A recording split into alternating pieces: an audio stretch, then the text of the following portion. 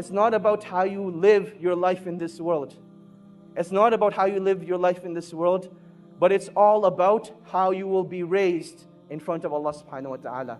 It is all about how you will be raised. And this alludes us to the point that whatever you die upon is what you shall be raised upon. So let your last deed be your best one. And I want to share a nice story from the students of Shaykh Ibn Baz rahimahullah ta'ala. And the story goes as follows. There was a brother who came overseas. And he came to seek a bachelor's degree in any field. And the natural climate was that this was the first time he got freedom from his family. In his society, people are very religious, very practicing. He couldn't have the fun that he wanted to have. So he comes to a place like England. He's in a free mixing university. In a society where no girl looks at you. In fact, there are no girls in your class. Now all of a sudden they're sitting next to you. And you can actually find an excuse to talk to them. Hey, can I borrow a pen? Hey, can I borrow some paper? And conversation becomes very easy. And now that you have a foreign accent, oh my God, you're a fitna for them. And this was the reality that he went through. That he came from a foreign land and this attraction hit him right away.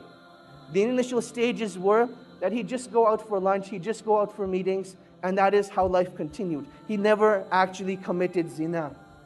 One day though, he went to a party and he committed zina. Out of, pure emotion, he committed zina.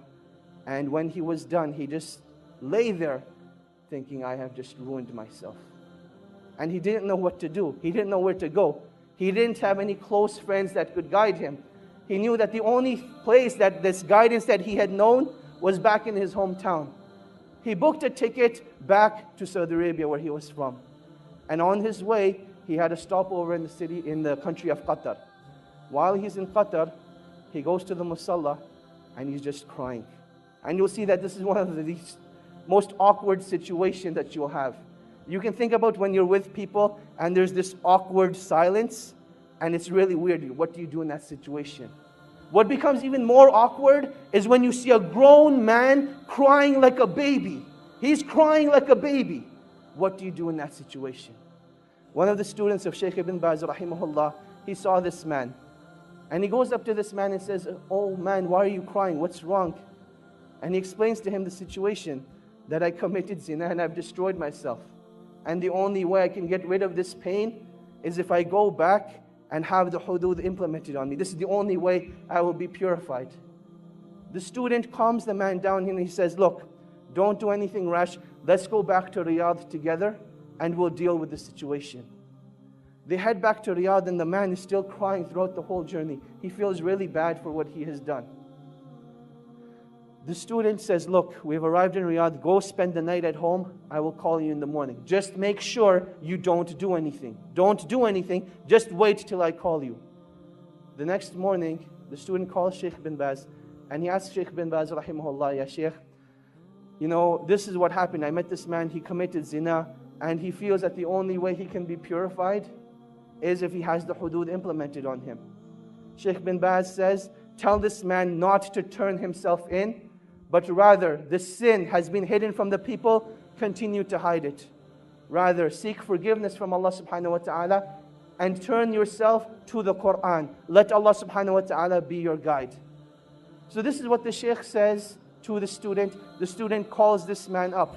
Let's give him a name now. His name was Ahmad. He tells Ahmad, look, the Shaykh says, don't turn yourself in. Death is the easy way out. This pain and suffering will not be taken away from that act.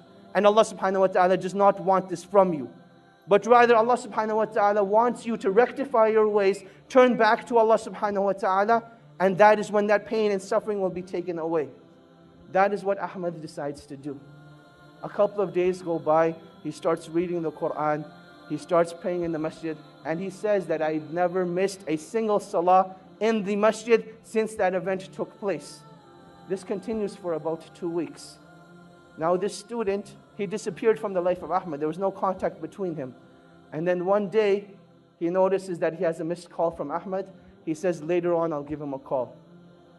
Another couple of days go by, and Ahmad's house is calling now. His home number is showing up on the Shaykh's phone 5, 6 times. The student calls the house back, And he says, Assalamu alaikum, how are you guys doing? What's going on? And they say, we need to speak to you. Ahmed needs your help. And he says, definitely, I'll come over and see you tonight after Isha. He prays Isha, heads over to the house. And he sees that something just isn't right. That you can walk into a place, no one will say anything, but you can see it from their faces. You can see it from their sights, that something just isn't right. He goes to the father and he says, Assalamu alaikum. He says, Wa alaikum assalam. He says, I don't even know what to say to you, but I want to thank you from the bottom of my heart. Because I know if it hadn't been for you, this wouldn't have happened. And the student's thinking, what did I do? So he says, well, what happened? What are you talking about? And he says, let me show you. He says, Ahmed went and prayed Salatul Isha tonight. And he came back and he came to pray his sunnahs. And he was in his room for a really, really long time. And we went to seek him out. We didn't know what had happened to him. But I want to show you. He took the student to Ahmed's room. And there Ahmed was in sajda. And Allah subhanahu wa ta'ala took his life away at that time. And that is how he passed away. This is the story of an individual, not who was righteous, but this man committed zina, one of the biggest sins in Islam. And this is how Allah subhanahu wa ta'ala took his life away. And inshallah, when he's resurrected, that's the deed he's going to be resurrected on, making sajda to Allah subhanahu wa ta'ala. And that is why when it comes to pain and suffering only becomes negative if it creates a barrier between you and Allah subhanahu wa ta'ala. But it becomes positive. Pain becomes positive, a motivation for you when it brings you back to Allah subhanahu wa ta'ala. And this is what every individual who's going through pain and suffering needs to realize. That this point of pain and suffering is not that Allah subhanahu wa ta'ala wants to punish you, but rather this is a calling from Allah subhanahu wa ta'ala. Oh my slave, come back to your Lord. Oh my slave, this is a reminder for you that I want to bring you back to me. And this is one of the wisdoms of trials and tribulations. That while we call each other on the phone, while we text message each other, the calling of Allah subhanahu wa ta'ala comes through trials and tribulations. And you can react one of two ways. Either you can deal with the pain at that moment and decide to get closer to Allah subhanahu wa ta'ala. Or you can decide to just restrict that pain to yourself, not do anything about it, and then you'll see what it does to your deen.